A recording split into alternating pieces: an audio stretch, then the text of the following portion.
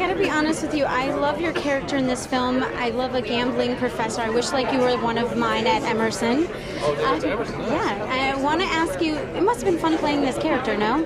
Yes. Well, I remember going and visiting various universities across the country and sitting in on lectures, and they were a bit boring. And Rupert and I would sit there looking at each other and we said we knew one thing we were going to do. We were going to make it interesting and exciting for the kids. And we always felt like the students would flock to Jim's class because he was brutally honest. And they never knew what to expect, but they were always going to be thoroughly entertained and challenged. And him being, pretty out there was something that we enjoyed playing with. I gotta ask you, if you could go back in time and talk to your 16-year-old self, what would you tell him? I would try to tell him some of the most valuable lessons in life, but he had to learn for himself. It's the same thing that I'm trying to convey to my kids right now. The best way to do it is to be a good example and to live it every single day. So I can't force my kids to go to church, but if they see me going every day and they know how important it is to me, well, maybe that'll rub off on them.